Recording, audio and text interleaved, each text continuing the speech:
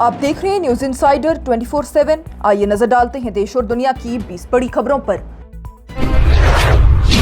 Iran के सदर Masood Pezeshkian की जानिब से यौम आशूरा के मौके पर कहा गया कि इमाम हुसैन अलैहिस्सलाम ने जुल्म के खिलाफ खड़े रहने और हक का साथ देने का पैगाम दिया। उन्होंने कहा कि ना खुद जुल्म करो और ना ही जुल्म कबूल करो और ना ही जुल्म के सामने खामोश रहो। पेज़ेश्कियान की जानिब से इमाम हुसैन अलैहिस्सलाम की कुर्बानी को इंसाफ, सच्चाई और आज़ादी की लाजवाल मिसाल करार दिया गया। ईरान के इस्लामिक रेवोल्यूशनरी गार्ड कॉर्प की जानिब से तनबीह की गई है कि स्ट्रेट ऑफ हॉर्मुज़ से ईरान की इजाज़त के बगैर गुजरने वाली किसी भी कश्ती के खिलाफ कार्रवाई की जा सकती है। IRGC ने कहा है कि इस अहम समुद्री गुजरगाह से सफर के लिए सिर्फ वही रूट मंजूर होगा जो कि ईरान की तरफ से मुकर्रर किया जाएगा। स्ट्रेट ऑफ हॉर्मुज़ के इस्तेमाल और मुमकिन मैरीटाइम फीस को लेकर ईरान और अमेरिका के दरमियान तनाज़ा अब भी जारी है।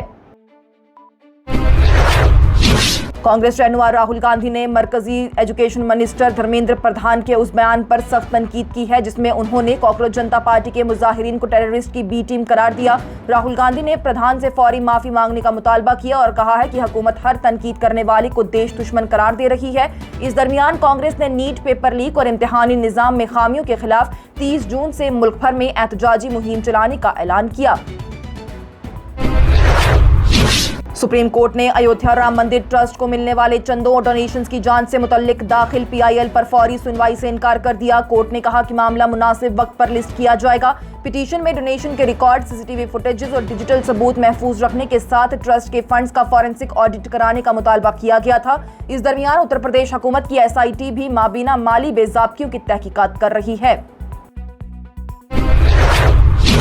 पुणे के मशहूर केतन अग्रवाल कत्ल केस में SIT तहकीकात का मुतालबा मजीद तेज हो गया। अवामी दबाव और नए इल्जामात के दरमियान मुख्तलिफ हलकों ने मामले की गैर जानिबदार और शफाफ जांच का मुतालबा किया।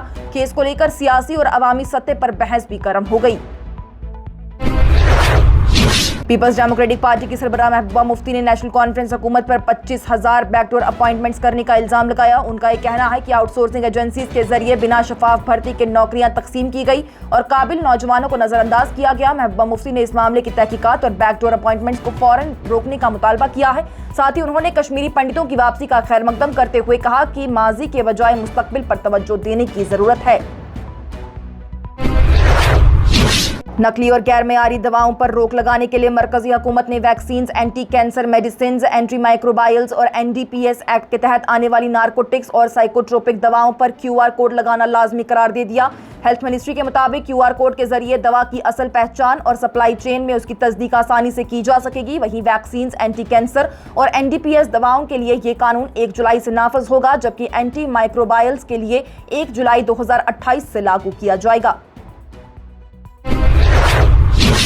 यौम आशूरा के मौके पर श्रीनगर ट्रैफिक पुलिस ने शहर के कई इलाकों में ट्रैफिक डाइवर्जन और पाबंदियों का ऐलान कर दिया। जुलजीना जुलूस बोता कदल से इमामबाड़ा जडीबल तक निकलेगा, जिसकी वजह से जडीबल और करीबी इलाकों में ट्रैफिक मुतासिर रहेगी। वहीं ट्रैफिक पुलिस ने आवाम से अपील की है कि जुलूस के रास्तों पर गैर जरूरी सफर से गुरेज करें और मुकर्रर किए गए अल्टरनेटिव रूट्स का इस्तेमाल करें। जम्मू कश्मीर के वज़ीर आला उमर अब्दुल्ला ने SKICC में lake conservation and management authority की मीटिंग की सदारत करते हुए डल, नगीन, खुशलसार और गिलसार झीलों के तहफ़्फ़ुज़ और बहाली के कामों का जायजा लिया। उन्होंने मुतल्लिका इदारों को जारी प्रोजेक्ट में तेजी लाने, बेहतर सीवरेज मैनेजमेंट और माहौलियाती हिफाजत को यकीनी बनाने की हिदायत दी। साथ ही कहा कि झीलों का तहफ़्फ़ुज़ साइंस और मुस्तकबिल के मफाद को मद्देनजर रखकर किया जाना चाहिए। पुलिस स्टेशन अठोली किश्तवाड़ में पेश आए एक तनाज़े के सिलसिले में पुलिस ने 17 राष्ट्रीय राइफल्स के कई आर्मी एहलकारों और अफसरान के खिलाफ FIR दर्ज कर ली। पुलिस के मुताबिक 24 जून को 30 से 40 आर्मी जवान पुलिस स्टेशन में दाखिल हुए और पुलिस एहलकारों पर हमला करने के साथ सरकारी अमलाक को नुकसान पहुंचाया। FIR में कई आर्मी अफसरान का नाम भी शामिल किया गया। वाक़े में कुछ पुलिस एहलकार जख्मी हुए, जबकि गाड़ियों और पुलिस स्टेशन की इमारत को भी नुकसान पहुंचने का इल्जाम है। आर्मी की तरफ से फिलहाल इस मामले पर कोई रस्मी बयान सामने नहीं आया है। मरकजी हुकूमत अंत्योदय अन्न योजना यानी AAY के तहत राशन की तकसीम में तब्दीली पर गौर कर रही है। तजवीज़ के मुताबिक अब हर फर्द को माहाना 7 किलो अनाज दिया जाएगा, जबकि एक खानदान के लिए ज़्यादा से ज़्यादा हद 35 किलो की रखी गई है। हुकूमत का ये कहना है कि इससे गरीब और बड़े खानदानों को ज़्यादा फ़ायदा होगा और राशन की तकसीम में बराबरी और इंसाफ को यकीनी बनाया जाएगा। पब्लिक कमेंट्स के लिए अमेंडमेंट बिल 2026 को 13 जुलाई तक खुला रखा गया है। टीएमसी की इलेक्शन में शिकस्त के बाद पार्टी के अंदर बेचैनी और अफरा तफरी की रिपोर्ट सामने आ रही। मुख्तलिफ जिलों के वर्कर्स ने शिकायत की है कि कई रहनुमा उनके कॉल्स तक रिसीव नहीं कर रहे और तंजीमी सतह पर रहनुमाई की कमी महसूस हो रही है। इसके बावजूद कई टीएमसी रहनुमाओं का यह कहना है कि पार्टी के ग्रास रूट्स वर्कर्स अब भी ममता बनर्जी के साथ मजबूती से खड़े हैं, जबकि पार्टी के अंदर दरबंदी और तंजीमी कमजोरी पर सवालात खड़े हो रहे हैं।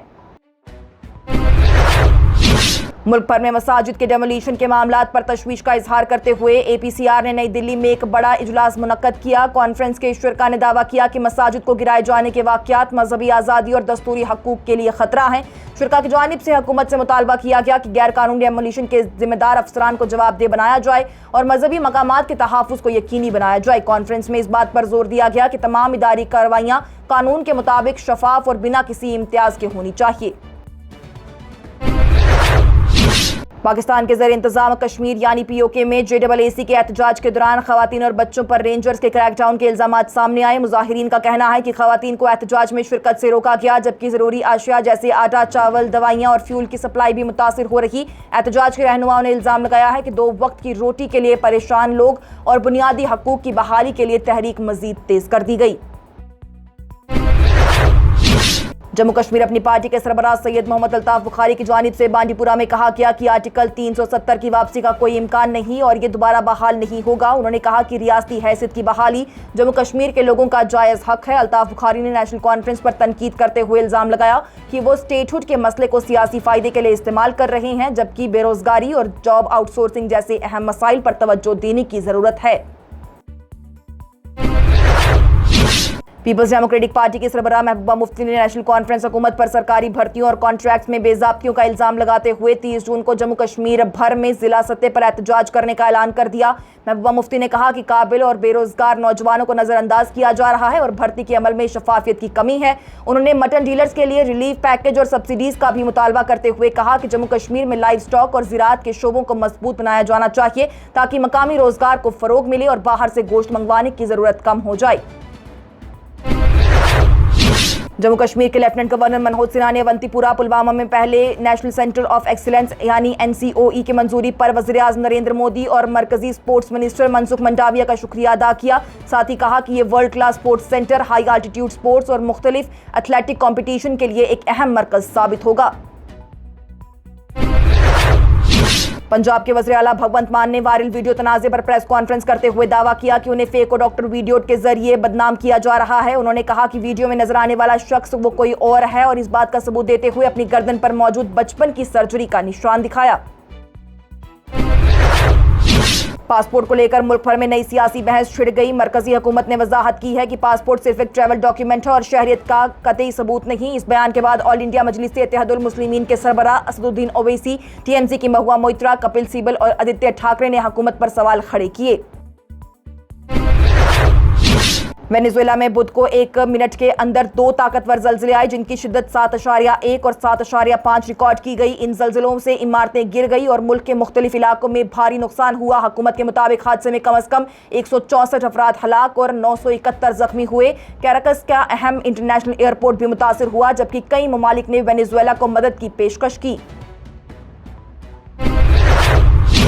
और करीबन 2 साल बाद हिंदुस्तान ने बांग्लादेश के शहरियों के लिए टूरिस्ट वीज़ा जारी करने का फैसला किया। ढाका में हिंदुस्तानी हाई कमिश्नर दिनेश द्विवेदी की जानिब से ऐलान किया गया कि 28 जून से टूरिस्ट वीज़ा दरख्वास्तें दोबारा कबूल की जाएंगी। इसके साथ ही टॉप 20 हेडलाइंस का यह मरहला हुआ इख्तिताम पजीर। दीजिए इजाजत। लेटेस्ट अपडेट्स के लिए देखते रहिए न्यूज़ इंसाइडर 24/7।